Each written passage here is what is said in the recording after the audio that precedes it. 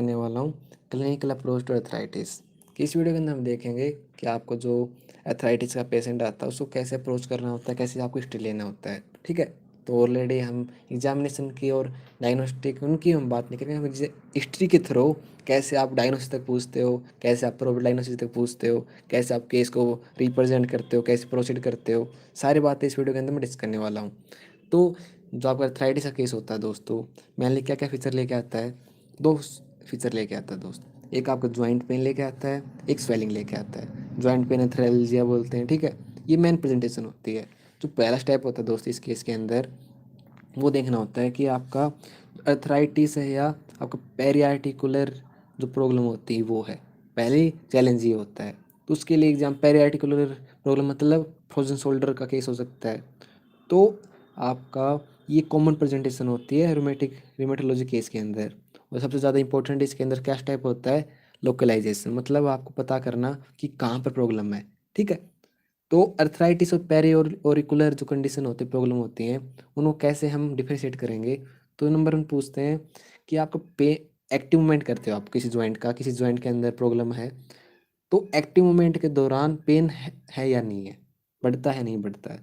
तो दोनों केस के अंदर आपका पेन ड्यूरिंग एक्टिव मूवमेंट आपका बढ़ता है। ठीक है, पेरियार्टिकुलर के अंदर भी और अर्थराइटिस के अंदर भी। लेकिन पैसिव मूवमेंट आपका जो अर्थराइटिस होता है दोस्त, ट्रू कंडीशन होती है, वो आपको उसके अंदर आपको मिलेगा पेन ड्यूरिंग पैसिव मूवमेंट। लेकिन जो पेरियार्टिकुलर कंडीशन होती है, फॉर एग्जाम्पल फ्रोजन शोल्डर, उसके अंदर आपको ये कंडीशन एब्सेंट मिलेगी, पेन ड्यूरिंग पैसिव मूवमेंट आपको एब्सेंट मिलेगा। ठीक है, ये होती है मेन अर्थराइटिस और पेरियार्टिकुलर प्रॉब्लम होती है अर्थराइटिस के अंदर, उसको डिफरेंशिएट करने का पॉइंट हिस्ट्री कैसे लेते हैं। इसके बाद हम इसकी फर्दर विजुअलाइजेशन करेंगे इस रूमेटोलॉजी केस के अंदर। और जो पेरियार्टिकुलर यदि कंडीशन है तो हम ऑर्थोपेडिशन होता है उसका ओपिनियन मांगते हैं, और वो आपका मेनली उसके अंदर हम पहले क्या दे सकते हैं? एनसेड दे सकते हैं और फिजियोथेरेपी कर सकते हैं। तो सेकंड आता है कि हमें पता चल गया अर्थराइटिस है, पेरियार्टिकल कंडीशन नहीं है। तो उसमें हमें क्या पता करना होता है कि डीजनरेटिव कंडीशन है या आपका इन्फ्लेमेटरी कंडीशन है। डीजनरेटिव कंडीशन आपका मोस्ट कॉमन होती है कंपेयर टू इन्फ्लेमेटरी। तो उसमें हम क्या करेंगे इसमें? तो जो मोरिंग स्टिफनेस होती है दोस्तों और पेन होता है अफेक्टेड जॉइंट में, उसकी हिस्ट्री लेते हैं हम। ये किसी वजह से होता है, पहले हम देख लेते हैं। ये होता है due to accumulation of inflammatory mediator, for example substance P in joint cavity. Main reason ये होता है, ये आपका सब्जेक्टिव मार्कर होता है जॉइंट इन्फ्लेमेशन का। ये कैन बी रिलायबल होता है क्योंकि पेशेंट खुद बताता है ना, कोई हम टेस्ट नहीं कर रहे हैं, हम उसने पूछा कि हाँ ऐसा है क्या, मोरिंग स्टिफनेस ऐसा कुछ फील होता है, तो आपका इससे सिर्फ एक प्रोबेबल डायग्नोसिस तक पूछ सकते हैं कि डीजेनरेटिव है इन्फ्लेमेटरी, कंफर्म नहीं कह सकते हैं। तो उसके लिए हम बाकी टेस्ट कर सकते हैं। कौन से टेस्ट करेंगे हम? टेस्ट करते हैं हम आपका ऑब्जेक्टिव होते हैं, इसके अंदर ASR करेंगे, CRP करेंगे, फिर एक्यूट फेज रिएक्टेड करेंगे। तो कैसे डिफरेंशिएट में क्या चेंज मिलेगा इसके अंदर डिजनरेटिव और इन्फ्लेमेटरी कंडीशन के अंदर? तो डिजनरेटिव के अंदर माइल्ड होता है, माइल्ड कंडीशन होती है, इन्फ्लेमेटरी सीवियर कंडीशन होती है। इंटेंसिटी आपका ये आपका लेस देन 30 मिनट तक चलती है, ये आपका ज़्यादा टाइम तक रहती है। लेकिन relation to activity, degenerative condition आपका एक्टिविटी करने से बढ़ जाता है, वर्सन ऑन एक्टिविटी। लेकिन इन्फ्लेमेटरी कंडीशन है वो आपको उल्टा होता है इसके अंदर, ये आपका एक्टिविटी करने से आपका जो प्रो पेन है, अर्थराइटिस है, वो आपका कम हो जाएगा।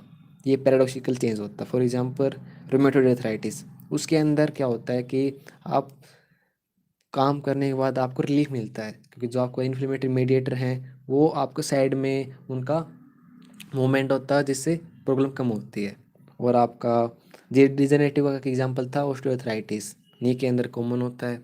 और इसके अंदर जो पैलेटिव ट्रीटमेंट होता है, एनसेड दे सकते हैं, फिजियोथेरेपी कर सकते हैं, और आपका ऑर्थो के अंदर हम जॉइंट रिप्लेसमेंट कर सकते हैं। ठीक है, तो ये मेन होते हैं आपका डिजेनरेटिव और इन्फ्लेमेटरी टाइप ऑफ अर्थराइटिस को डिफ्रेंशिएट करने के हिस्ट्री कैसे लेंगे हम। उसके बाद आता है आपका कोज ऑफ इन्फ्लेमेटरी अर्थराइटिस।